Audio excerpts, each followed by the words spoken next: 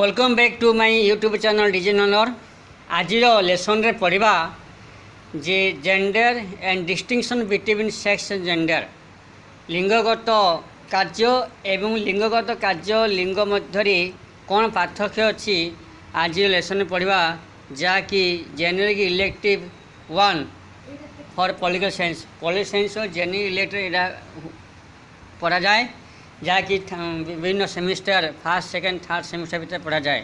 तेणु यह हूँ फेमिनिज्म पार्ट 4 वीडियो।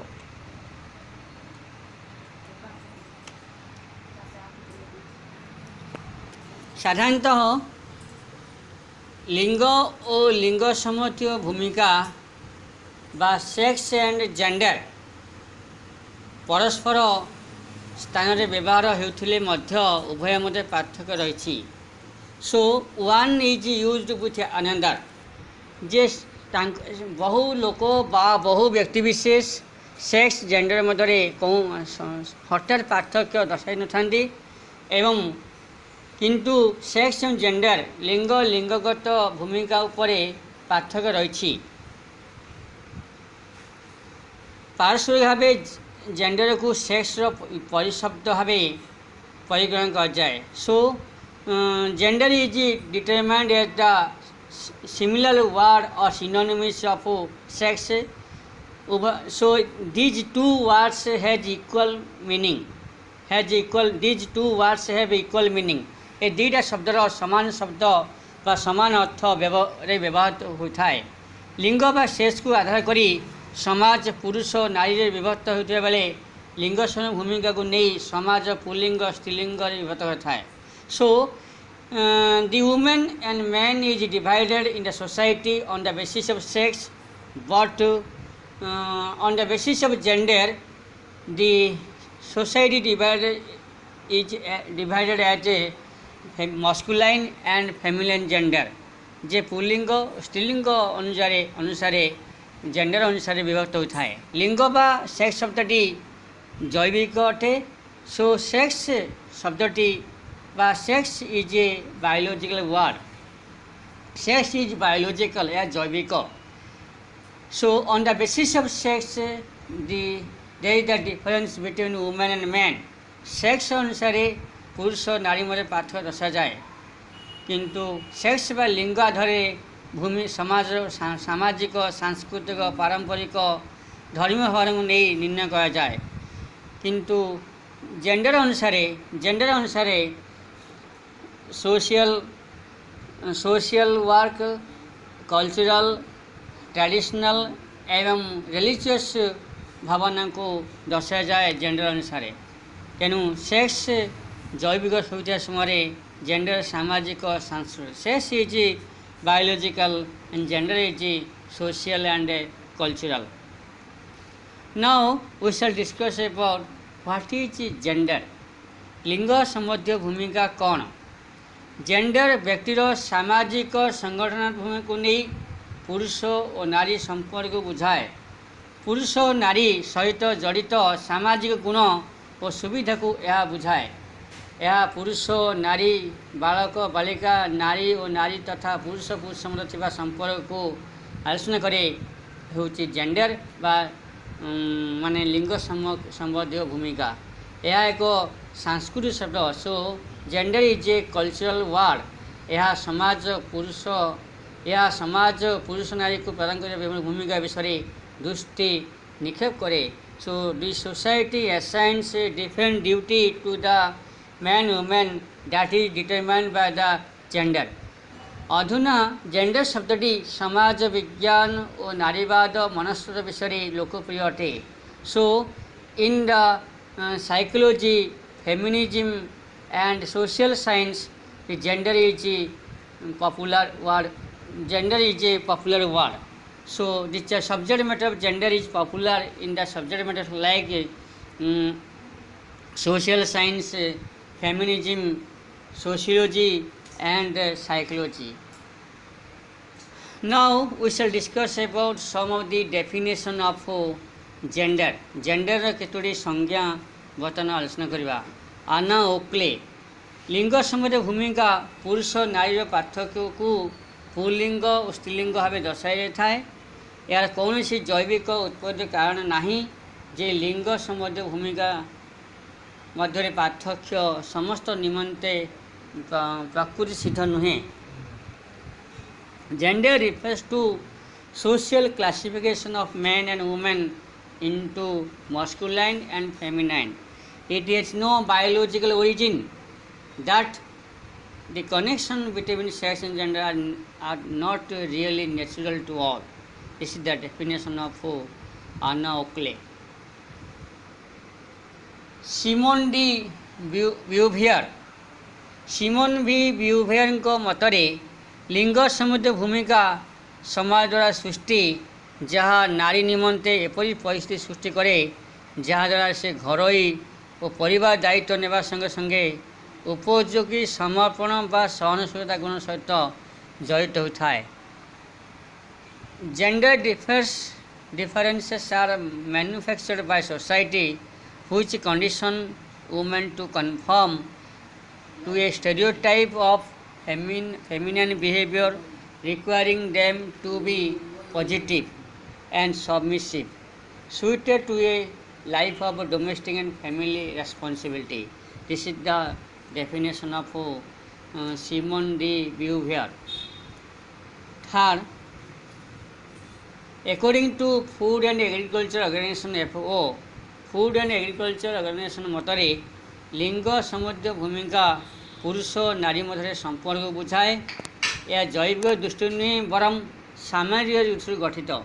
यह समाज एक मुख्य संगठनात्मक नीति और केतेक समय उत्पादन प्रजनन ग्रहण बंटन प्रक्रिया को प्रभावित करे परिचालित करता है। Gender is the relation between man and women. Gender is not determined biological in but it is constructed socially. It is central organizing principles of societies and even governs the process of production and reproduction, consumption and distribution. This is the definition of Food and Agriculture Organization. Now we shall discuss about what is sex. So, लिंग जैविक भेदभाव को बुझाए। So, sex means that determine the difference between biological differences.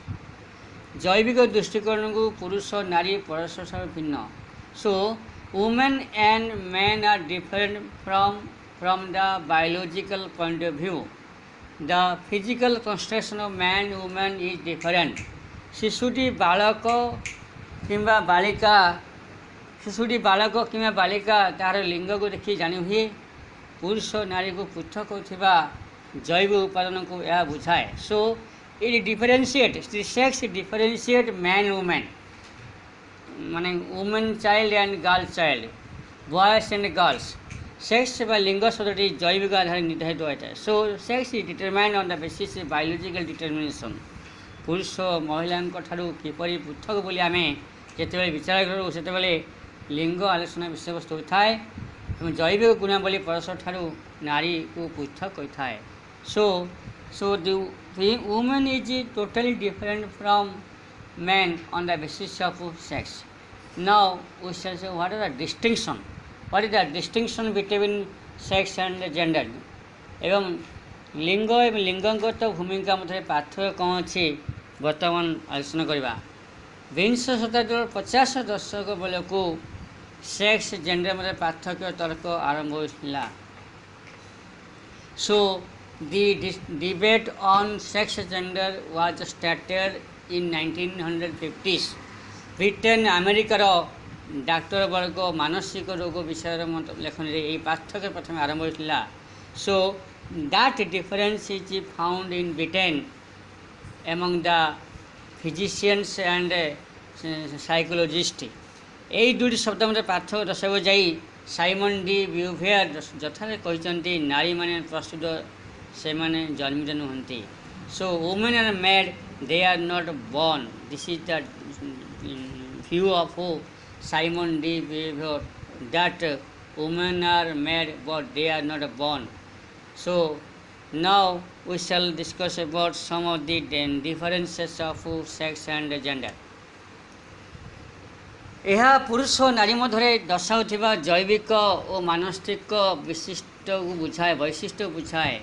Sex is a features ହୁଇଜ୍ differentiate man and women ଏବଂ gender ମାନେ ଲିଙ୍ଗଗତ ଭୂମିକା ସମାଜରେ ପୁରୁଷ ଓ ନାରୀ ମଧ୍ୟରେ ଦର୍ଶାଉଥିବା ସାମାଜିକ ସାଂସ୍କୃତିକ ବ୍ୟବହାର ଭୂମିକା କାର୍ଯ୍ୟକଳାପ ବୁଝାଏ।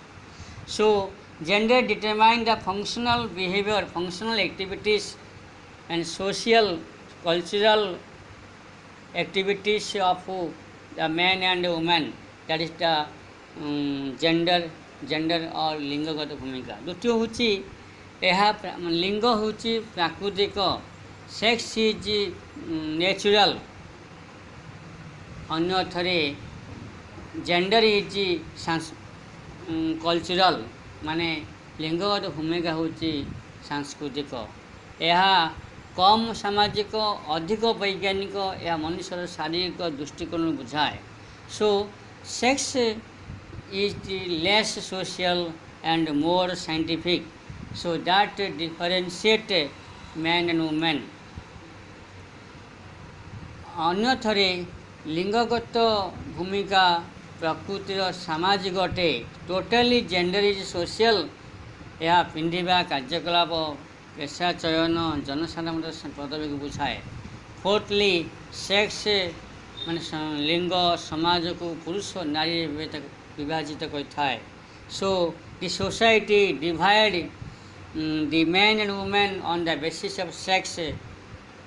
एवं जनगत लिंगगत भूमिका यह समाज को पुल्लिंग स्त्रीलिंग विभाजन करता है। But gender divide the society into feminine and masculine.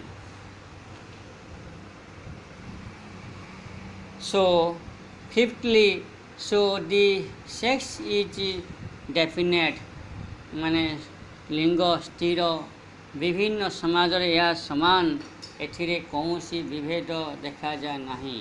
So it is same and identical in different societies, but there is no difference in the sex. And fifth, on the other hand, in gender समाजर संस्कृति को नहीं समाज यह परिवर्तित थाए। सो gender and लिंगगत भूमिका समाज को समाज अलग उठाए। So that difference from one society to other society, that is the gender और लिंगगत भूमिका। In some society the women has a different type of work as comparable to other societies. So sixthly, यह व्यक्तिर जैविक परिचय अटे। Sex is the biological identification of the individual, यह व्यक्तिर सामाजिक और सांस्कृतिक परिचय अटे। But gender is the social and cultural identification in the society. Next, लिंग जैविक तथा प्राकृतिक समय जेंडर सांस्कृतिक सामाजिक अटे। नारीवादर यही दुईट शब्द बा चिंताधारा होची मुख्य विषय। प्रायतः नारीवादी माने सेक्स अपेक्षा जेंडर शब्द उपर अधिक गुरुत्व देते। सेमानक मतरे सेक्स नुहे बरम जेंडर नारी को समाज एक निम्न स्थान प्रदान करिछि। नारीवादी मानक मतरे केवल जेंडर ही नारी मानकु समाज एक निम्न स्थान प्रदान करिछि जेंडर, किंतु सेक्स नुहे। मानव समाज रे व्यवहार, व्यक्तित्व, गुणावली, भूमिका इत्यादि विभाजन सृष्टि करता है ये जो gender. Thank you very much. In next video we shall discuss about theories of feminism. जे आसंता वीडियो मान करे हम पढ़ा जे फेमिनिज्म विभिन्न प्रकार थियोरी बा तत्व गुड़ी आलोचना करें। Thank you very much. Thank you.